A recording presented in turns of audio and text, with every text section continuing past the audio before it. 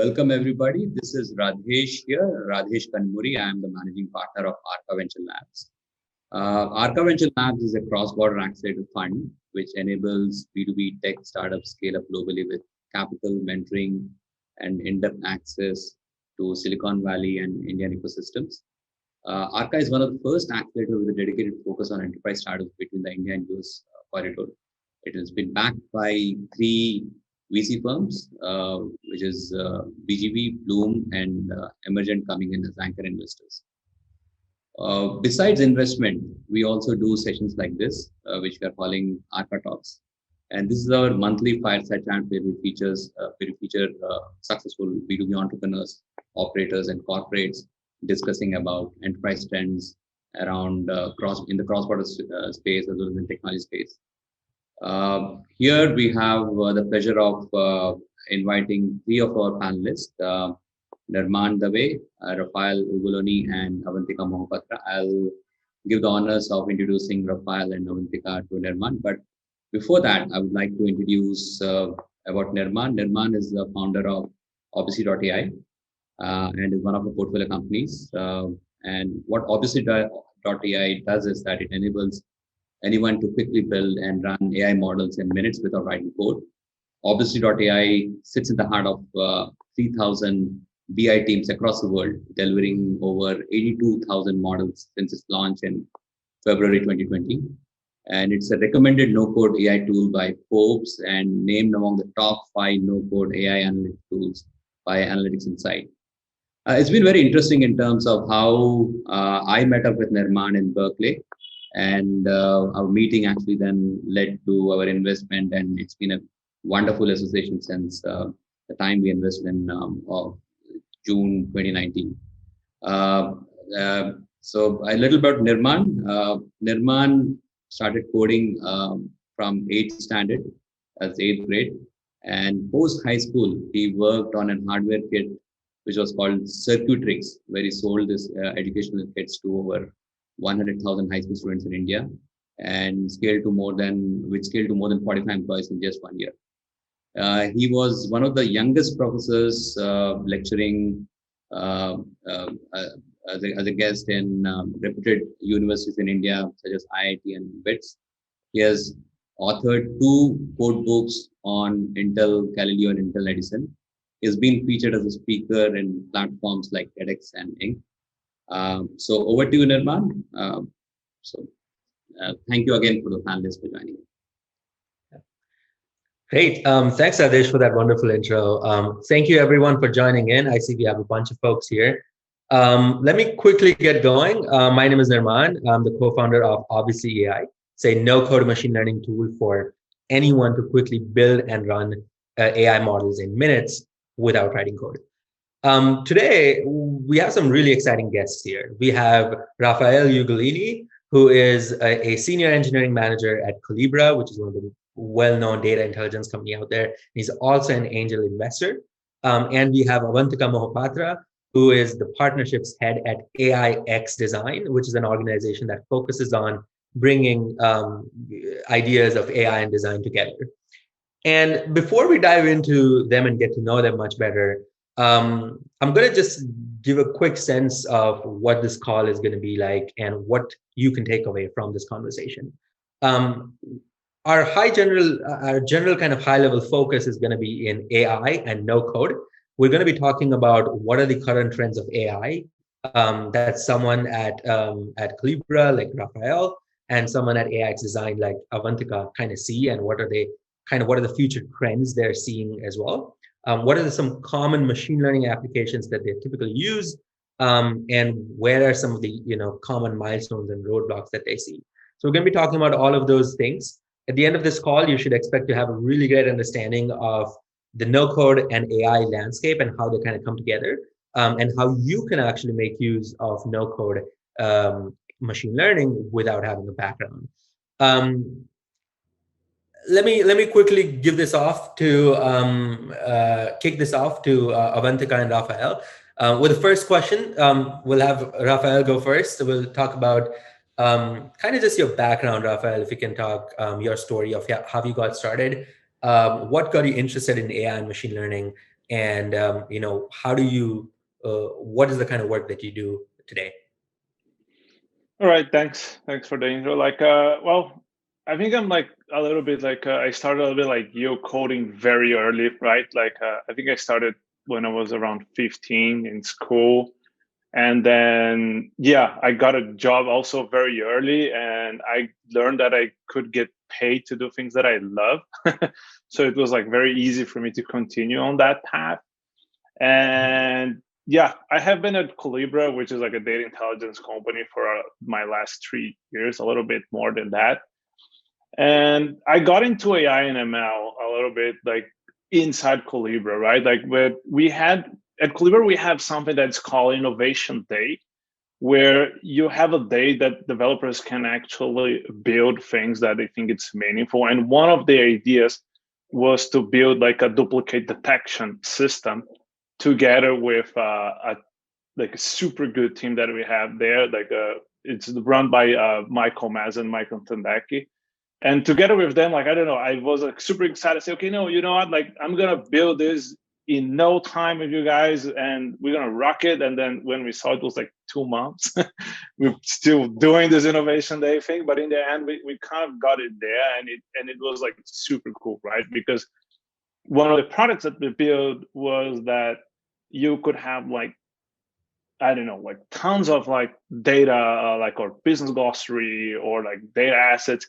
And we could auto detect by using machine learning what was duplicated based on the description, right? Just doing some NLP there. So that's how I kind of got it there.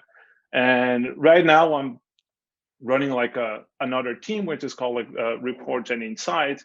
And we're constantly like talking with the machine learning team to actually build more and more of these features inside other products where customers don't even know that they're using machine learning behind the scenes, and the job just get easier for them, right? Because for us, like machine learning is all about automation. Great. Yeah, that's super exciting. So thanks so much, Rafael, for that quick kind of overview. And before we head to Avantika, just a quick note to anyone, everyone who's attending right now, feel free to kind of drop your questions or thoughts or anything that you would want me to talk about right in the chat below, and we'll bring that up. Avantika, let's kind of get going with you. Would love to learn, what's your background, what do you do today, and how did you get interested in AI? Sorry, I just lost you for a bit, Nirman. I didn't hear anything you said in the past 10 seconds. Sure. So can you hear me now? Is this okay? Yeah, perfect. Yeah. Great. So what's kind of your background? How did you get, what do you do today, and how did you get started in AI? First of all, hi, everyone. How did I get into AI? That's actually very interesting because I was a hardcore mechanical engineer, and I was specialized in like automobile design and automobile engineering, to be very specific. And then one day I just had this entire change of heart, and I was like, you know what, I need to get more into design. I became a product design engineer. And then randomly one day I was like, wait, I can do so much more. I want to do work with AI. Like, I know nothing about it. I don't know where to begin. So I just like dove headfirst and decided to do my master thesis in how to bridge the gap between designers and data scientists, and exploring the realm of more of user experience and augmented intelligence. And yeah, that's how I got into this. And that's how we help build a community that is called AIxDesign, and where we're constantly exploring how to combine these two different realms and see what can be done with it. So yeah. Great. So kind of stemming off of that, when you think about AI and design, as you said, and you're looking to find ways to kind of bring those two together for analysts across the world, what are some of the key things that you learned in that process that you didn't expect before or were totally counterintuitive? If you could shed some light on some of the interesting insights that you got thinking about AI and design together. I think this is something that I talk about like quite often, that I was genuinely shocked by the amount of misconceptions people have about AI. Like, it is insane. When I was doing like my user research, the kind of answers I got when I asked people what they thought about AI was just weird, or just I guess weird for me. So, but there's so much misconceptions, and people are like, "Oh my God, it's going to take over everything." There's so much negativity around it, and that's definitely something that I didn't understand. I didn't really understand where it came from. But apart from that, also that there isn't enough, I wouldn't say content, but like knowledge about how to jump from like just being someone who's not in the computer science, data science realm to AI. There's actually no straight line. It's you gotta like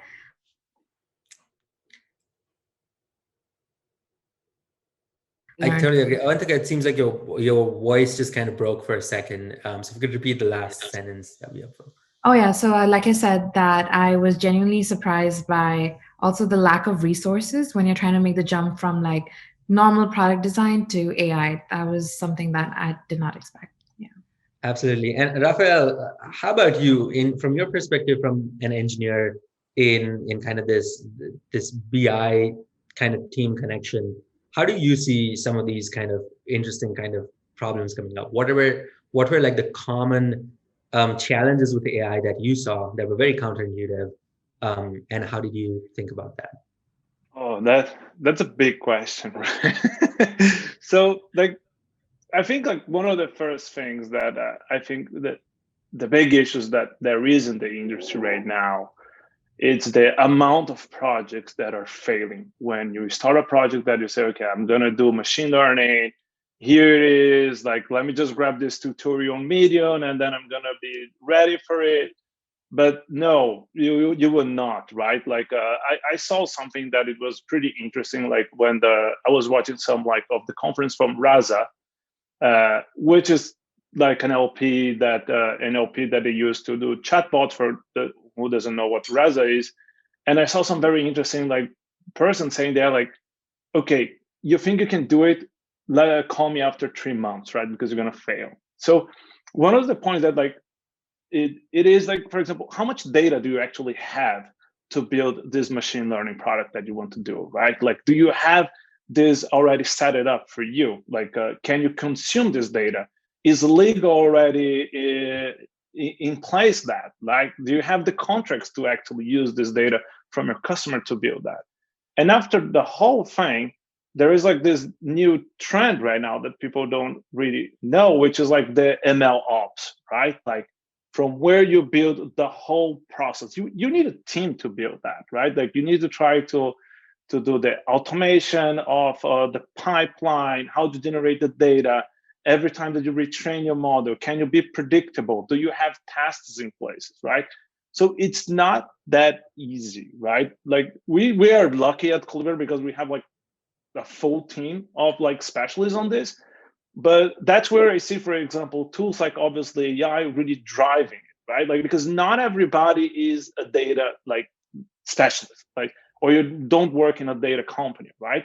And that's where I see, like for example, I don't know, you want to build a prediction model over your sales figures, right? Like you don't want to have a full team to just be able to run that. You just want to plug in something and it works. And then you can choose like the columns which has the most impact and things like that. And that's what I really think like the industry will go like in the future, right? That you're gonna have like the people who is going to be building all of these things, and you're going to have like a majority of the go companies who are just going to be consuming it. Does it make sense? Yeah, thank you so much. I totally agree. Thank you for kind of that overview. In fact, I've been seeing that, in my previous job as well. I used to work as a data scientist. And one of the common things that I saw was, people having a lot of trouble thinking about and articulating an AI problem that you mentioned. It's like, oh, is this a problem, an AI problem, or is it just kind of an if-else situation?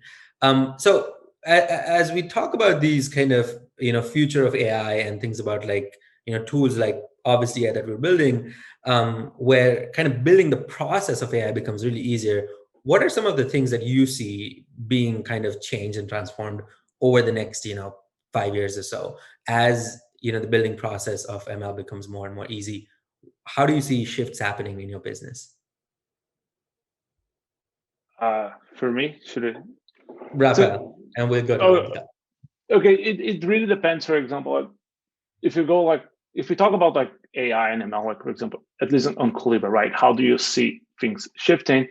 We think like how to automate all of your tasks, right? Like if you think about our space, we have a lot of things that you need to do, right? Like, so for example, when people like start adding their, I don't know, their data intelligence like work, right? So how do you catalog your data? How do you create your glossaries? How do you make everything like work together, right? So we have been building so many things on top of this, right? So we're creating, like, for example, in one of my teams, we are responsible for consuming applications, right? So we have one application that's really focused not on their stewards, but on their consumers. And we build a recommendation system for data that whenever you want to see a data asset, you don't know what you're looking for, you will be recommended based on some of your best experience or even some of your team's best experience, right? So we have that. We're building also like a tool that we have it already, which is called data classification. So it automatically classifies your data. And we're having a lot of other tools that it probably automatically create relationships for you on how each of this data is related to each other. And yeah, we're all about like kind of like these things on building automation on this tedious task that would normally take you months, and then it can be just fully automated. Totally get it. And I think the common theme that I'm hearing among the things that you're saying are around automation and kind of getting things done automatically. So Avantika, as you're exploring, different items with, no code and machine learning and AIxDesign, I've seen that no code has been a pretty prominent theme in a lot of the things that you've done. So could you tell a little bit about what is no code according to you, and how are you seeing trends in no code, especially in the things that you've been discovering? And I don't think your microphone is muted, so. As a newbie, honestly, tools like no code have been a blessing because I don't come from a computer science background. So honestly, not having to deal with any of the code, it's honestly the best thing ever. So for me, I've been exploring these tools on a more, like I said, it's just an explorative level. So I use it for simple things like either for classification or whatever. But I think the best part about using such tools is that people who do not have a computer science background can get on board with AI. And this kind of helps break all the barriers and misconceptions. And I think people are collectively taking like a holistic approach to like learning more about AI, adopting AI, and which I feel like it'll help in streamlining and enhancing the AI product development process with respect to the kind of speed at which things are working at the moment, as well as the kind of perspectives that are brought to the table. So I think eventually, no code, for example, makes it easy to get data, train it, and so businesses can also adopt like a data-driven approach, which I think is super valuable given the times we're in right now. Can I join on this? Like, because I love what you say, right? Like about this like no code environment, and also in one of the trends that I'm seeing it now is one thing that I think David Peterson from Airtable wrote, which is the concept of like no code operations, right? Where you can see like now jobs being created actually for no code operations, right? I think there was like 2 jobs that I saw that people were hiring people for that, right? Like, so one of the skill sets is like, do you know there's no code tools? Because that's what we wanted to build, right? And because like if you think about it, like when you are in an internal, like let's say you would build an internal tooling, you don't have the time anymore. Like you're going to be competing with features for customers on the engineering team. Like no one will actually do that for you. But if you use no code and you have no code operations there, you're going to be able to build like very specific tools in no time, right? So this is a really big trend that I see in the industry right now. And I think it's only the beginning. Right? I totally agree. there's this common belief that no code is typically for folks that don't know how to code and it's only for beginners. But really, at the heart, what it really does is that it allows folks that already know how to code as well to do things much, much faster, and kind of free them up from tasks. So I totally agree that no code goes beyond just, hey, you don't know how to code, use this tool, but also like even if you know how to code, you could get things done much faster. And so, Rafael, kind of focusing more on the no code side of things, what are like some of the no code use cases that you personally used or you personally benefit from in your day to day? Okay, like I'm gonna be biased again because like one of the things that my team also built, right? Like we were kind of like experimenting with like the machine learning team that Michael Thondeke was running and is something that we're doing like semantic search analysis where you were typing things. So for example, when I'm looking now, because we use like Collibra internally as well a lot. So when I look for assets and things like that, now we have an auto suggestion of filtering for you based on what you write, right? So this helps a lot. But besides that, besides Collibra, right? Well, in everyday tools now, you're kind of using it without knowing. Like, so for example, for me, like I'm not native English speaker. So Grammarly for me is like a life change, right? Like, but you also, for example, now you have Google also answering your emails for you, right? Like you don't even need to write anymore. There's just a suggestion and it's good enough for you to just click and go. So I think this is like the most like there for me, right? Like. Very cool. How about you, Avantika? How do you use no code in your everyday life? So, coming from a little bit of an artistic background, or rather creative background, I actually love this tool called playform.io. So it's mostly used for image and to. It seems like the microphone's breaking up, Avantika. I don't know what's happening. Oh, we're back. Yeah. Yeah, there we go. Sorry, I have no idea what's happening.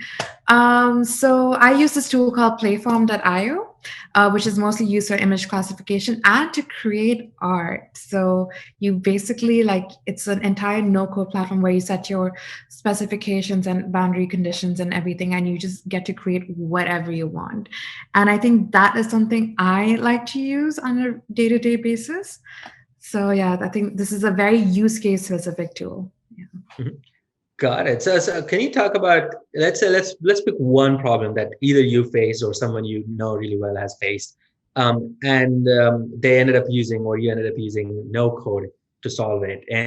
Any thoughts or anything that you can share with there? That's kind of an example that you did in everyday life. You said, hey, it's really hard to do it in any other way. Let me actually just end up using this no code tool and kind of get going. What was that problem like, and how did you end up going and solving it? So I only know people on like a very basic level that they've used, and mostly in order to just organize their data and like analyze models, and they've used whatever they found for like a data visualization platform. So very basic, so nothing too far-fetched, I'm afraid. Got it. I think an example for me would be something like, using my Zapier to connect my calendar. And like every time someone like adds something on my calendar, I get a notification on my Slack. And then I could just, with that Slack confirm or reschedule the meetings, things like that. Rafael, how about you? Have you seen kind of something where you ended up using no-code tools for personal use case? Yeah, I think like what I use like from time to time is like Airtable as a database, which is like it's so easy, right? Like because like they have the APIs, you can just like insert it. It's very easy to just put things there. So I created already like a bunch of like small integrations where I just like, okay, you know what? Like I need this online. It will be fast. I don't need anything else. So I just plug it in there. Right? I think that's a bit. To add to that, now that I think about it, I do use two more no-code tools just to like for everyday data, like just to solve like problems. And there's this app called tool called Apollo that literally breaks down articles and PDFs and makes it more readable.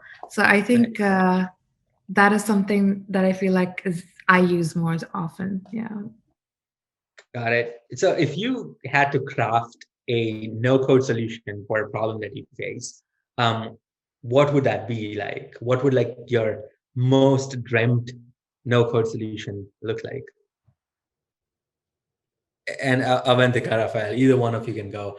I can kind of probably kickstart and tell you my most dreamt no-code tool would ideally be something which kind of helps me cut down on like unnecessary calls and kind of like make space for my calendar, I would say, and kind of automatically process and respond to like some of the commonly asked questions that I get. So that would be like my ideal, no code tool. Is there anything that you see in your everyday life or your workflow that would be your Yeah. most ideal no code This tool? is something we were discussing actually quite recently with the community and a couple of friends. Having like a tool where we can predict a wine rating for a certain wine and take all the existing wine data set and like, stuff like Vivino and stuff or online reviews or whatever, and just like categorizing based on the region they're from, what kind of properties they have, and predicting a certain wine rating even before we've opened the bottle. So that is definitely something I would love. Yeah, that's. I'm sure you can get started with that with Office CAI. But that's great. Definitely something that I would want to do myself too. How about you, Yeah. Rafael? Yeah, for me, like there is something that we would like to do. I think I suffer from the same as you, like Nirman, like on the meetings, and I like even one of the points that I said, like I would love to have something to help me with my team communication, right? Like so, for example, I don't know even, right? Like, but something on that area, like whatever you do there, like I will buy it. But there was something that we also like thinking about even internally is like, because since we have this duplicate detection like model, right, that we run on descriptions and things like that, one of the ideas is to start running that on Jira to clean up backlog, right? So then you automatically, oh, this is duplicated, so it automatically makes the link for you, and then you don't need to deal with like the 1,000 affix on your backlog that you don't even know what it means anymore. But yeah, we were thinking about doing something like that in our ideation platform. So it's something that I think it will help a lot. Got it. Very cool. So just wanted to switch gears a little bit and talk about AI specifically, right? We talked very briefly about AI. We talked about no code and kind of how they mix together. But really now just focusing on the AI part, when we think about use cases for AI, we typically think of a lot of different applications that we often see, that I personally often see, like curing diseases, kind of, detecting anomalies in geographic locations, things like that. So really big and heavy duty use cases that we see in AI. And as we kind of see them, and as those come across, I get pretty much my brain start to work and I start to think around like, oh, how is this being done? What kind of data would be required, things like that. And it becomes very thought provoking. So what are some of the general AI use cases that you've seen, maybe in your job or maybe outside of your job, that really got you thinking? And how do you see that playing out over the next few years? All right, like if you want, I can start with this. Like since I already talked too much about Collibra and how we do things there, right? Like I would change a little bit to the area to some other areas. And I think you touched like the subject, right? Like on healthcare, like this is gonna be insane, right? Like whatever goes in that way, it will be on AI and ML, right? Like so, for example, I think like I don't know, 1 or 2 weeks ago, like Facebook say that they created a model that could predict if a case was going to be bad or not on COVID, right? Like you have seen so many of these AI and ML like models that are predicting breast cancer or something like that, right? So I think this area will be just like, it will just grow so much. But there are some other areas that I really like, for example, on the part of like visuals, which is about agribusiness. Like, so because, for example, now you could have like drones like going over like big farms, taking pictures, and you could detect anomalies or fires and things like that in no time, right? So it will make it like way easier for you to run like something like that, right? Because you could automate everything. So this is something that I still would like to see a little bit more things happening in this area. But yeah, like very cool. How about you, Avantika? And your microphone's muted again, so we'll have to. Okay, going off the whole healthcare realm that we're in right now. So I think that for me, healthcare, AI plus gestures, the use of gestures is a super interesting intersection. Especially, for example, lip reading abilities can help caption conversations for like deaf people or auto subtitle any video material. Alternatively, like there's like ultra leap devices that have added hands-free gestures to every device. So I feel like this combined with AI's prediction capabilities can ease a lot of tasks for the specially able people. So, and apart from that, like I feel like on a global scale, like addressing the looming impact of, like, for example, climate change is a good place as well. I think SpaceX is.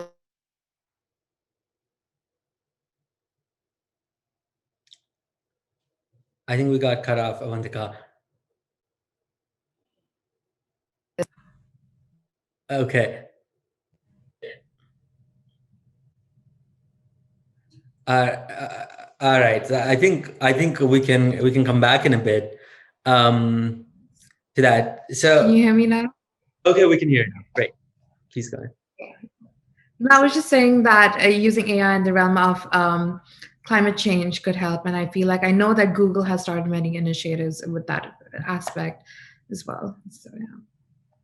Very cool. So I think in general, as I personally, when I think about AI, one of the most interesting kind of future that I see is a place where kind of the algorithms and the models are not that important, but it's really people's ability to understand and think about AI problems and really kind of take active steps towards that. That becomes very important. So that's something that we typically see at obviously AI, and that's why a lot of the things that we build are really focused on helping people to take actions around AI and the models that they build. So what are some general kind of high level trends, right? So by the way, we're going to have this last question before we open up to Q&A, but what are some general kind of trends that you see happening in AI today and that you think you'll definitely see as we progress in the future? What are some of the big AI developments that you're thinking the world is moving towards? Rafael would love to kickstart. All right. I think like maybe it's something that we didn't talk about it yet, and it's like this new models that are coming up, and like I think GPT-3 is like it's something that it's there, right? Like but one of the things that I see is like, for example, how far do you want to go on this, right? Like, because let's tell you, how much is this part of your business strategy and how much you depend on that? Because, for example, if you don't build your own model and you rely on someone else, you're not training the model anymore, right? So you're just getting someone's model and then you're reusing them, and then if they train it again, or someone uses the same model to do the same thing as you don't have business advantage anymore, right? So I think this is something that like we're gonna see it more and more, is like special like this like new state of the art like models coming up in open source world, and where people is gonna start adapting them and training a little bit more to specific needs that they're gonna have, right? So I think like going open source on that, I think is gonna be like the best way for you to build something. I don't know if how do you see that? I think that's a pretty interesting perspective. I think when we think about technologies like GPT-3 and all these, they could be like, the PHP of tomorrow, right? Everyone does it. It's pretty open. And any businesses that's built on, let's say something like, Airbnb or Netflix, if someone goes through a coding boot camp, they'll basically be taught how to build like an Airbnb clone or a Netflix clone. And we start to learn that, it's not the tech there that is what makes these businesses special. It's really the execution part. And I totally agree that we may see a world as we move forward where AI is just so common and so generally used that when people think about businesses, AI is not a differentiator, but it's really just something that propels the business to move much faster. How do you feel about it, Avantika? And then we'll open up to Q&A for the audience. Nirman, I'm sorry, I didn't hear the last sentence you said. Oh, my last sentence was, how do you think about, the future trends of AI, and where do you see kind of AI going in the future? So for me, it's all about like bridging the gap between AI and different, I wouldn't say jobs, but like different realms or different kind of careers or whatever. So I feel like AI-based tools play a very important role in bridging this gap. So and already there's a lot of tools that are helping you do this, not just no code. For example, there's Vinly that turns any car into like a smart car. Or for example, there's Ada, which is a chatbot that helps you navigate and make decisions. So I just feel like people are only now opening up to the idea of AI and ML. So in the future, I just hope that there are more and more tools that help recognize what AI can do and actually adopt it fully to actually enhance the quality of lives. Absolutely, totally agree. And well, everyone listening in, if you're interested in thinking and seeing how AI can kind of be beneficial, definitely check out, obviously, AI, no-code tool to quickly build some models for you. So let's quickly open this up to the attendees here that we've got. Please feel free to put your questions on the chat and we'll pick them up. Anything you want to talk about around AI or no-code, feel free to start kind of bringing it into the chat. Great. And while we wait for them to kind of bring in about questions that they have on the chat, just kind of opening up once again, very briefly, talk about, if you had one problem that you really wished an AI model could solve, what would that problem be? It could be something personal. It could be something, quirky, funny, or, business related. What would that be that you'd want to be solved? Avantika, will go with you first. Oof, this is a tough one because I feel like I have so many ideas, but like so my primary, like the fun one is my wine idea that I shared. Like that's my to-go one right now. And that would be the winery one. Is that correct? Yes. Yeah. Got it. How about you, Rafael? I think I would keep with the clean up the Jira backlog. I think that's like one of the things that we really need to do it. Like, I think it will help like so many people, like so many teams that are like swamped with like delivery work, No, I totally agree. So we have a bunch of questions over here. Let me see if I can quickly open them up. All right. So we got the first question from Urban Lim. He says, "Hi, Rafael. We met last at Collibra 2 years back. My question is, when you talked about ML ops, you mentioned the need for tools. Can you give some specific examples of tools that you find useful from a personal experience in your team?" I think this is kind of like hard because it depends on the technologies that you're going to use it, right? Like, but I think like one of the things that I will maybe bring it up is like, for example, you first need to like, okay, do I have the data, right? As I say, like, do I have, I think it's like even to the legal part of it, like, can I use this data that I'm collecting and not run into like issues, right? So I think that's the first part. And then like, how do you automate the ML model development part, right? Like, how do you automate like that? You make it somehow predictable that you have tests in places, that your pipeline is checking everything that you need. How do you maintain and how you deliver that? I think if you follow these steps or like these phases, no matter which technology or tool you use, like you might be able to, you will be able to do something, right? But again, that's what I said, right? Like it's a whole area there. It's not as trivial as people think it is. And that's why you see so many of these like models that you use it as an API. It works, right? Because it empowers people that don't need to have all of that to just build like applications, right? I don't know, like, yeah, I think that kind of sum up the rest. We gotta go too deep on this. Right? We have two other very interesting questions that are kind of open to both of you guys here. The first one is, do you run into problems where projects are harder to scale up when you're using no-code tools? And kind of just stemming off of it, the second piece is, how do you go about hiring people that would be a no-code developer that would use no-code tools? Is that something that you guys have faced? So either one of you, feel free to pick that up. Avantika, Rafael. So for me, honestly, still very new. So I haven't run into any problems where, I've had a hard time scaling up projects. So I hope that answers the first half. And then again, I wouldn't know about hiring someone either. So, but I think this definitely opens up scopes in general for like more jobs. And like Rafael initially pointed out, like it is opening up new jobs. So I feel like I just see a good sign in all of this. So yeah. Totally get it. Like, okay, like one of the things that I see, right? Like coming back to what I say about the no code operations part, I think this is gonna be like an area that the companies would just have, just like they have internal IT, they will have this part that they will building things internally, right? But regarding no code, right? Like I would see a trend that, for example, just like you want to be like a business analyst, or you want to be, I don't know, you will be like the finance team of the company.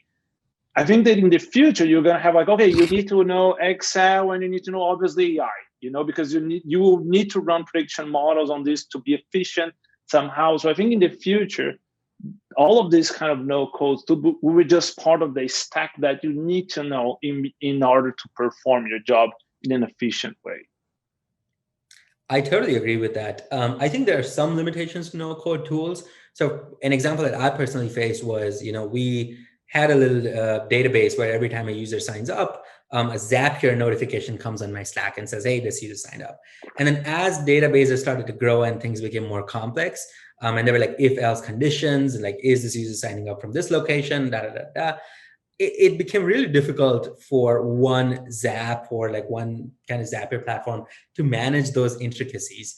And so there's definitely limitations of no code today. But the way I see the future of no code going is very much similar to what Rafael mentioned, is becoming a necessity in like, hey, here's a list of tools that someone must know before they come into this job. And one of them happens to be a no code tool. So I think that's something that we definitely will see moving forward. Let's see, we got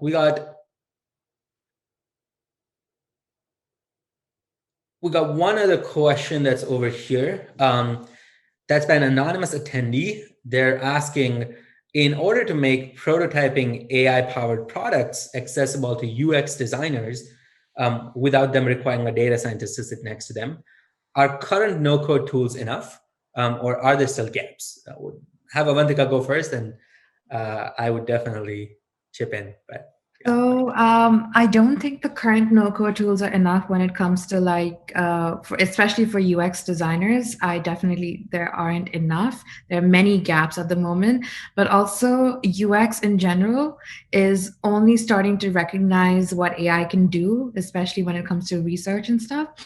So at this point, I don't think you need a data scientist sitting next to us all the time. But in terms of providing insights and in order to even know where to look at, in order to collect the right data and how to make a certain user experience better, you will need data science in that respect. But for AI-powered products in general, I feel like the process is very similar to general AI developmental processes that are standardly used across industries. Totally. Abhijit Savjani has one question. Hey, Abhijit, thanks for the question. It says, if I wanted to create AI tools or AI products, what can be the right starting point? Rafa, I would love to kind of open that up to you first and then go into Avantika. This, by the way, right after this, we might take in one other question. So feel free to drop your questions in. Rafael, please go for it.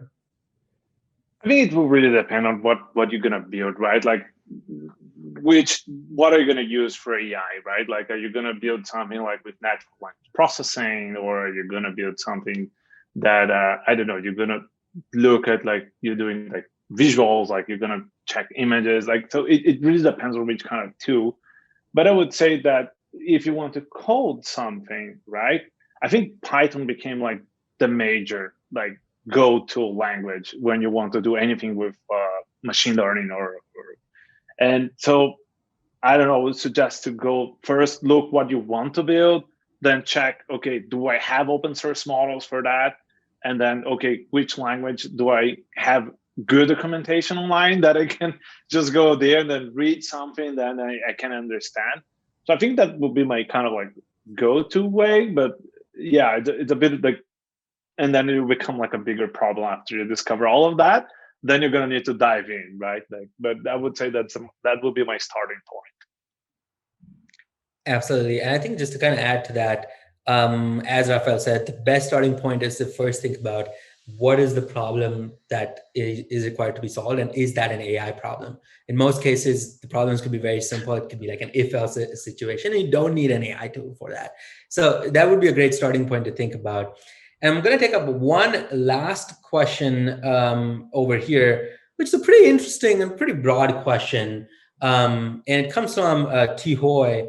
They say, hi speakers, in your opinion, how does AI reduce the issue of education disparity? It's a little bit broad and a little bit kind of different from the topics that we've been talking about. So any thoughts that you guys have, feel free to jump in. Ooh, this is like it's obviously very intense question as well. Mm-hmm. Honestly, I feel like at this point, it does not reduce the education disparity on any level. Like, because I feel like a lot of people still don't have much access to or information on how to even get started on this. So I feel like I don't even know how to get started on reducing the disparity, to be very honest. Yeah, I kind of go together with you, but one of the points that I would say about education disparity, right? Like, when I was like, when I told that I was young, that I was coding very early, and I used to like use like IRC. I don't know if anyone remember this yet, but it was kind of like a very old version of what Slack looks like today. And I could see a lot of people like that didn't have like the same social levels, and they were like in different places and things like that. And by that time, like this, I'm talking about like 20 years ago, the information was difficult to get, right? Like you would maybe not have access. Like, by the way, I am Brazilian, and we were speaking Portuguese at the time.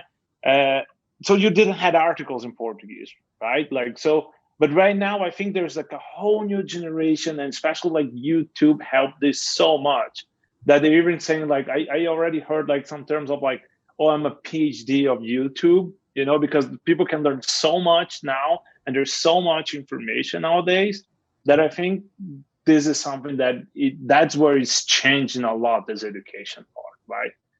Like, so that's kind of my say. Like, does AI is helping that? Like, well, I don't know, but I think there's all these platforms around it, and they run AI behind the scenes, right? Because, for example, they will run recommendation system based on what you have been listening or what you've been watching. So I think this is where I would go, right? But I would not say AI per se is doing any major thing there. Got it. Well, thank you so much for taking the time, Rafael and Avantika. I really appreciate it. Thank you, everyone, for asking questions. I have one interesting question I'd love to quickly take up as we wrap up, but this is an obviously a specific question. Wince from No Code Family says, as AI becomes more available with no code tools like obviously AI, how do you see supporting non-data scientists become ensures that like data is clean, and how do you make sure that they're educated around it? So my personal take on this is it's twofold. One is obviously there's an education required in understanding how to think about AI problems, and we're definitely doing a lot of work in that space, so feel free to check that out. But the second most important piece over here is also building products that are smart enough to kind of help you understand if you're on the right path. And there's a lot of work that we're doing in obviously around that is as you bring in data, is the data actually machine learning ready? If not, what can you do to get there? So feel free to check out obviously.ai. We had a new version out, so we'll be covering all that stuff.